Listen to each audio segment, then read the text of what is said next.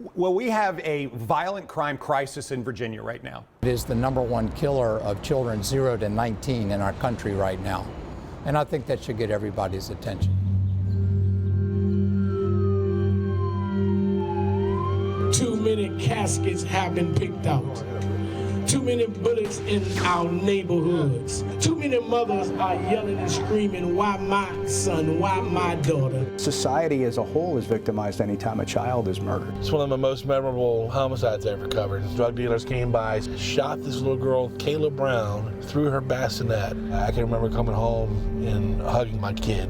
It is time to take action. I don't just want to show up on the scene and hug a loved one that's grieving. I want them to let them know I'm here for the whole ride. We're trying to transform the inner city by transforming the inner man. When you randomly shooting that, bullets don't have a name. A 3-month-old, a 3-year-old, a 10-year-old, it doesn't matter. They're still somebody's baby, you know, that you're putting their life at jeopardy. Come on, people. We got to do better. Welcome to this special presentation of the CBS 6 News at 6. I'm Candace Burns in Richmond alongside CBS 6 crime insider John Burkett. And I'm Bill Fitzgerald here in Petersburg with CBS 6 senior reporter Wayne Koval. Today, we're taking a 360-degree look at crime, an issue that's causing concerns in communities across the country right now. In the last few weeks, there have been mass shootings that have claimed the lives of innocent men, women, and children across the country. And we've had several high-profile shootings in the Richmond area, like the one that took place at a graduation party in Chesterfield County. Once again, it spurred a national and local conversation on gun violence. Over the next 30 minutes, we'll take an in-depth look at the problems and the potential solutions. And we'll profile those who are trying to change things for the better. We begin our coverage tonight with stories about the impact violent crime has on families. Melissa Hippolyte will bring us the story of a little girl who was shot and the doctors who saved her life. But we start with a grieving mother who talks to me about the loss of her son and the loss of her faith in the justice system. It starts from downtown. It starts from the ones that's sitting up there in the big office. It starts with them. They have to make the first step. Can't blame the police. They out here every day working hard, putting their life on the line. The blame game has no winners. Ramona Brown says her son's murder case was compromised and the trigger man and his accomplice were let off easy because of new laws and plea deals. I blame the ones who pulled the trigger. I blame the justice system down here because they keep letting these young men do crimes. They go to jail, they come home, and they get right back out. Travis Thomas, now 18, will serve 25 years for 2 murders in Richmond, convicted in Antonio Brown's death and also of killing 17-year-old Jamari Saunders, 2019, in Mosby Court. The second suspect in Brown's case, Gregory White, got less time. I was expecting him to get at least 45 to life in prison. And he got what? He got 10 years. Commonwealth's attorney, Colette McEachin. Every crime is unique. Every situation is unique. What I would say to any parent who is unhappy with, especially the parent of a child or family member who has died or been permanently or seriously injured because of gun violence, is that the Commonwealth Attorney's Office takes those cases most seriously, right? Because those are the worst types of cases. But then that means that we need community support. We need people who are willing to testify in court. We need witnesses who will say on the stand what they're willing to say on the street. And Brown admits witness participation was lacking in her son's trial. Antonio Brown, a 28-year-old father of 4, his mom feels was slighted by a system that's corroded with political correctness. They got to do better than this because they are causing more family, more harm and hurt than they do on anything. They talk about coming up with all these programs to stop the violence and do this and do that. If they make these boys do hard time for what they doing, maybe they won't have all these killings out here. I'm gonna go down the Albert slide. To watch Ava Miles play, and whee! You would never know what rests inside the Henrico 5-year-old's tiny body. Hey. But right around her hip, a shot.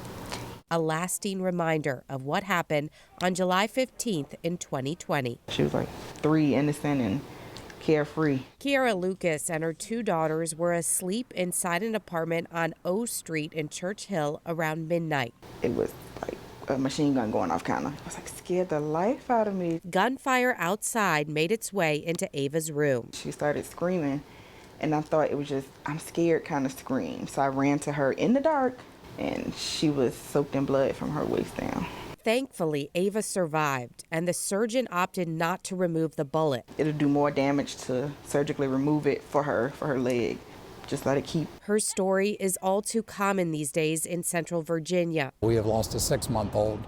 Dr. Jeffrey Haynes is the head of the Children's Trauma Center at the Children's Hospital of Richmond at VCU. The children are in the way, and they are the innocent victims, and something must be done. Haynes says hospital data shows the number of kids 14 and under who were the victims of firearm injuries increased 25% in 2019, another 25% in 2020, and yet another 25% in 2021. It's eye-opening, isn't it? He says 10 years ago, nearly all the gunshot victims the Children's Hospital treated related to safety events. For example, when a child found a gun at home that wasn't locked up and accidentally shot themselves or someone else. Now we see twice as many violence-related events where the children are in the wrong place at the wrong time. And in those shootings, the likelihood of death is much higher. Bullets are just destructive, and any sort of central injury to the chest or abdomen can cause the loss of the life of the child. Yes, that's the sad truth. Let's put on our boots. If they do survive, Let's put on our hats. like Ava, they carry a heavy mental burden. Now. They need, individual therapy, they need family therapy, but then they also need community support. They need support in schools. For her, she associated sleep with, I'm gonna get hurt. So she wouldn't sleep or sleep by herself for a long time. Ava's mom now has a message for those who catch innocent children in the crossfire. When you randomly shooting that, bullets don't have a name. It could be a 3-month-old, a 3-year-old, a 10-year-old, it doesn't matter. They're still somebody's baby, that you're putting their life at jeopardy. Petersburg has struggled to reduce violence for decades, but as someone who has worked here for nearly 30 years, I can tell you the situation is as bad as I've ever seen it.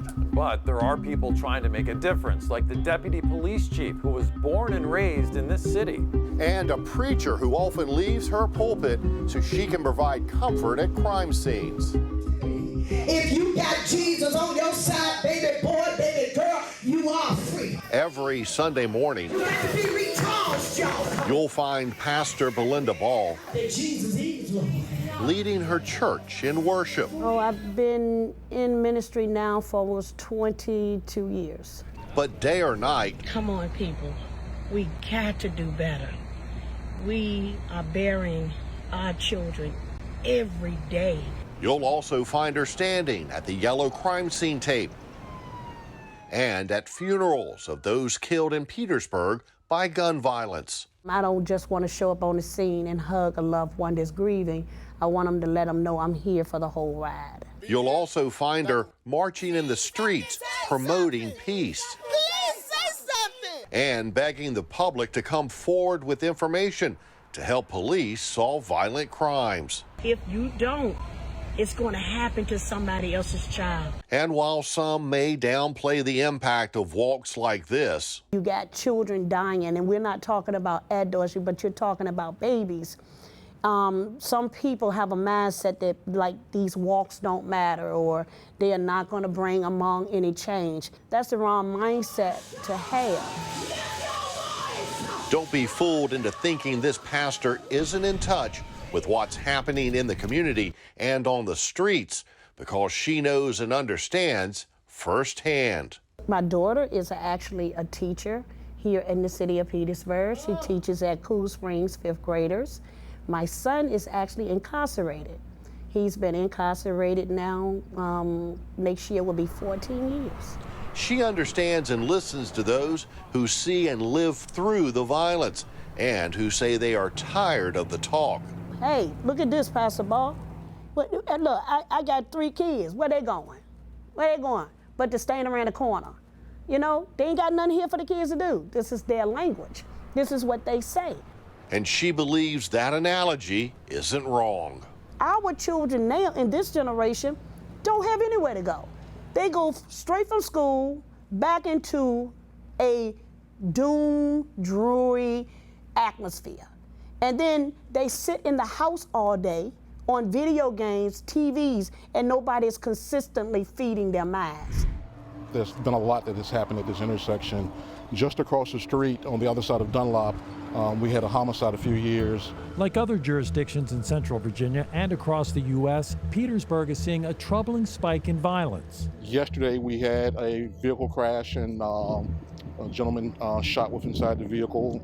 He's in the hospital now in Richmond in critical but stable condition. Deputy Chief Emmanuel Chambliss has spent more than 3 decades policing these streets, and he's worried. Why does it seem like things are so much more violent, especially with gun violence? So our gun violence has escalated. We don't know what the cause of the escalation is, but it has increased. It's concerning to us. It's concerning to our citizens. While his city has long struggled with crime, Chambliss says this is different from the violence of the late 80s and early 90s fueled by the crack epidemic, and there are no clear answers as to how to stop it. What we're seeing now, I believe, is worse than what we experienced back then with the uptick in gun violence. It seems like everyone has a gun out here, and they're not able to resolve their differences without picking up a gun. There's no more fistfights or anything like that.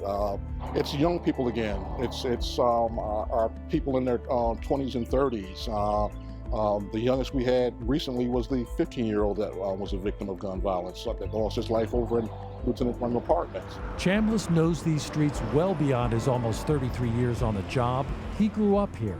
It must feel like your town is out of control a little bit. It definitely is out of control. You know, growing up here in Petersburg, like I said earlier, there were 4 of us that grew up together, and this is what 3 of us wanted to do with our lives. We knew back then, as young kids, we wanted to be police officers, and we pursued careers as law enforcement officers, and I'm still in it today. Chambliss says he and his fellow officers have long said they need the community's help, especially in providing tips. But he knows there is plenty of fear about speaking up. People must tell you they do. To your face, Yeah. I'm afraid. They do. They tell us they're afraid, that we've had officers approach people, and they tell the officers to get off their property, and not that nicely. So he got shot over here in the parking lot, and we found his body back behind, at that corner of the store. And in that particular homicide, our witness is the victim's cousin, who won't come forward and tell us who did it. That's real fear right there.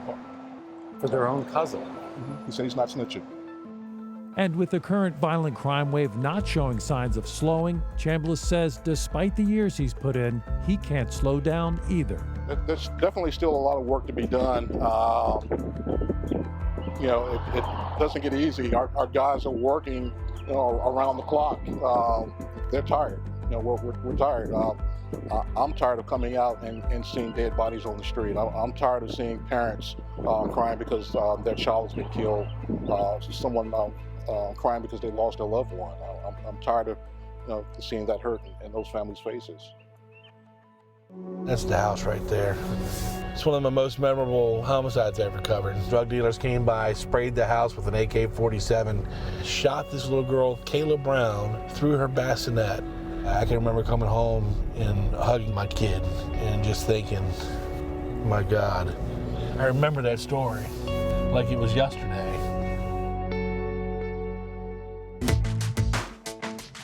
All right, a hot and humid day out there. The current temperature in Richmond is 90 degrees. It feels hotter than that with the dew point of 67. That feels like temperature is 93.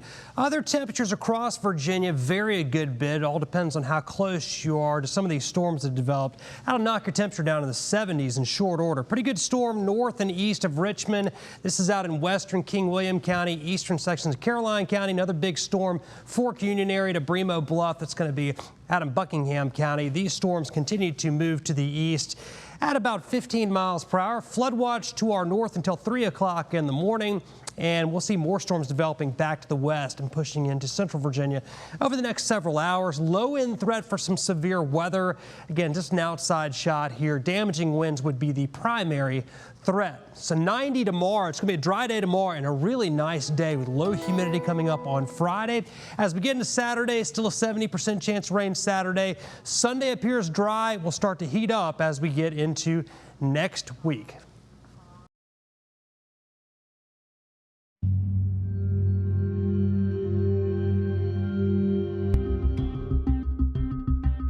John, you've been covering crime in Central Virginia for a very long time. That's right, Candace, more than 20 years. And most of the time when you go out, you're by yourself. So recently we decided to send a crew with John to document a day in the life of the Crime Insider. Person shot, 924 McDonough Street. John, where are we going? We are going to the south side, the Manchester area, for a shooting. So when I first started, it was pretty hot, especially on the south side. It was pretty hot with crime. And we were kind of in the range of, 60 or 70 homicides in a year. But last year, man, was at the stop sign, by far. McDonough Street, then arrive at your destination. Last year was by far the most violent that I've seen us have in a long, long time, at least 15 years. A woman I spoke with off camera says she grabbed her kids this evening, ducked, and ran to the back of her home, adding it sounded like the gunfire was getting louder and louder.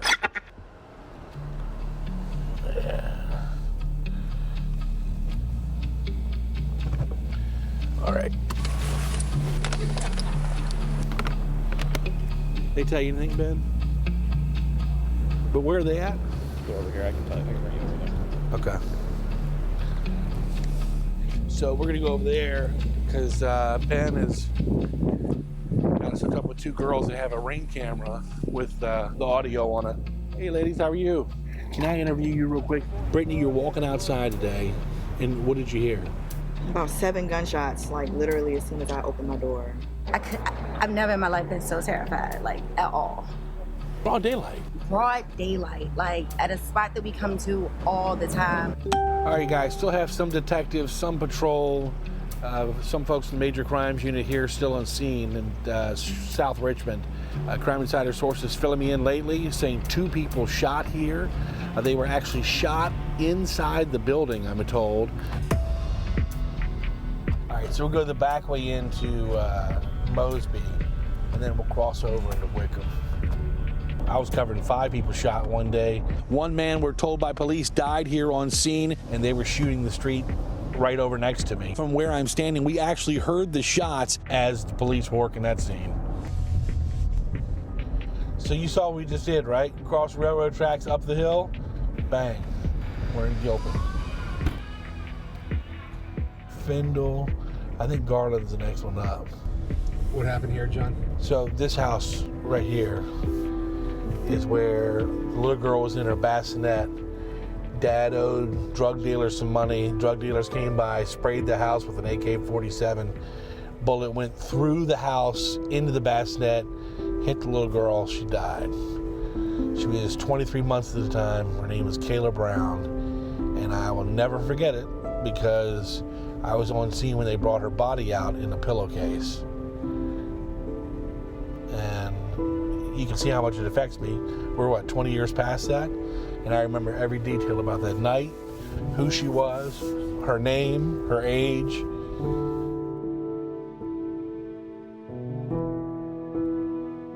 And I can remember coming home and hugging her tight and just thinking, my God. That's when you hear the question why, and it tests your faith.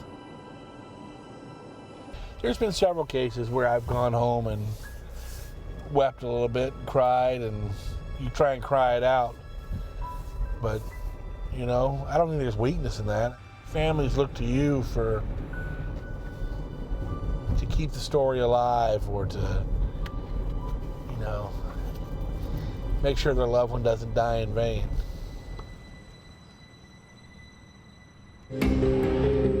From Richmond down here to Petersburg and up to Washington, D.C., most politicians agree violent crime is a problem, but the solutions often trigger contentious debate. So what can be done in the immediate future to tackle this issue? Our Caroline Colburn sat down with state leaders on both sides of the aisle. We have a crisis in Virginia right now, so we got to go to work right now. Governor Glenn Youngkin says it's his top priority. This is an all hands on deck moment.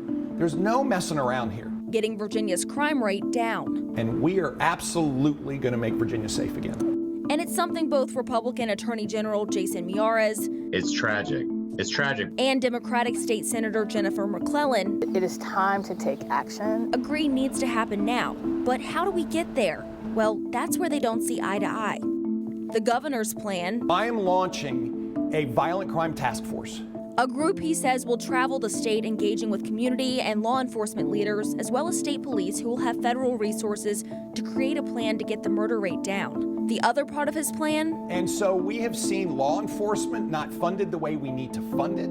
Increasing pay for police. These salary increases and this equipment and training increase and this increase in funding for community relations has to happen now. Miyares supports the governor. One of the most important ways to lower gun violence is just a larger police presence. And he believes once the state recruits more officers, they can get back to community policing. One of the most effective things you could do is officers that are embedded in their community, where the citizens there know the officers, feel comfortable with the officers, and most importantly, feel comfortable sharing intelligence with the officers of what they're seeing, what they're hearing.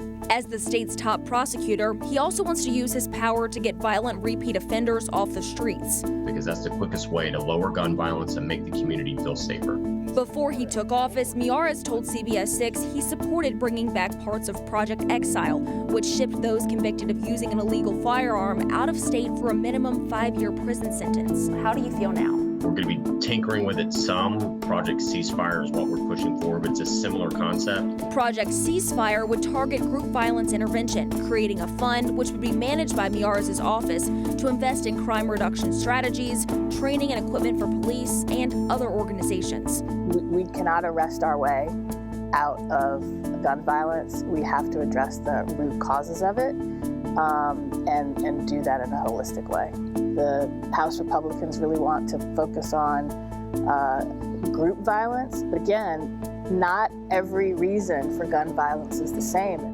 But McClellan and some Democrats believe the way to stopping crime is not just recruiting more police. We're putting too much on police that we should leave to other professionals. We rely on the police to be the first responders for mental health. That should be, people who are trained to be counselors and mentors, and let police respond to crime. This is about criminals.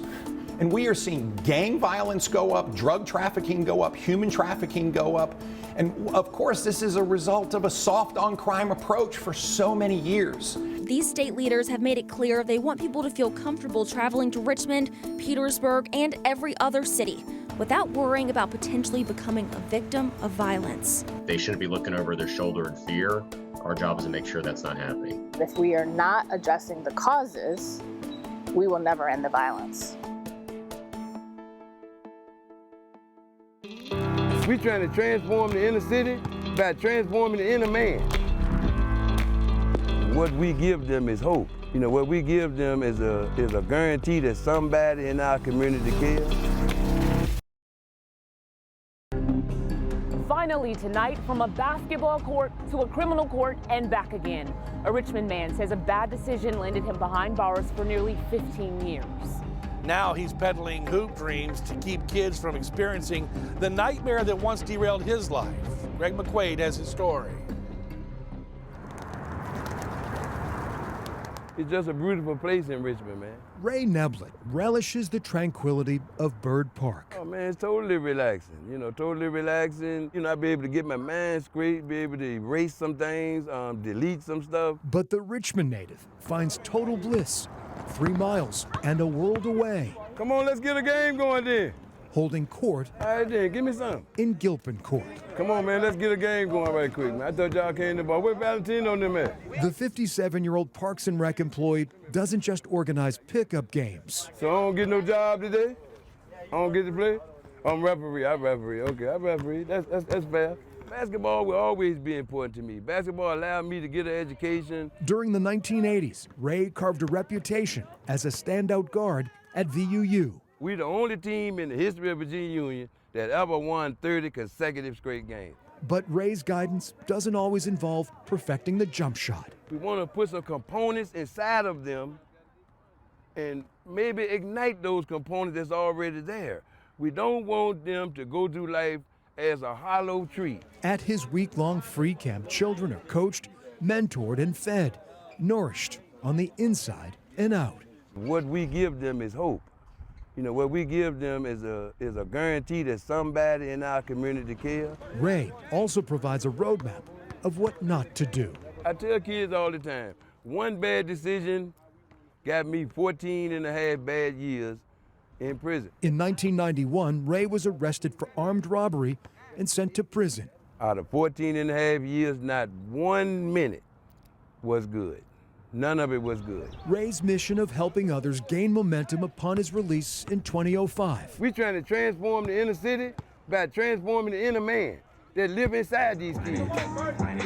The Ray Neblett Inner City Foundation encourages children and teens to achieve success through hard work while avoiding a life of crime. A lot of times it's just fool's gold, you know, and they got a saying where they say, well, we'll get rich or die trying.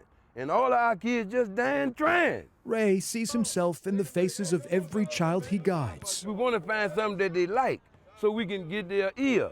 See, once you get their ear, then you can get their heart. It has been a long journey for this former hoop star, but his rough waters finally calm. I just take a moment to focus my mind on my spirit. It's beautiful to be able to do that. Ray Neblett, a man that thrives on keeping children from dribbling out of bounds in life. I'm the richest man you've ever met. I'm the richest man you've ever met, if you calculating it like that. You can find all of these stories and our other Crime360 reports on our website, WTVR.com. There's the link at the top of our homepage. Reporting from Petersburg, I'm Bill Fitzgerald. And I'm Wayne Koval. Reporting in downtown Richmond, I'm John Burkett. And I'm Candace Burns. Thank you for joining us for this special edition of CBS 6 Crime 360. Have a good night.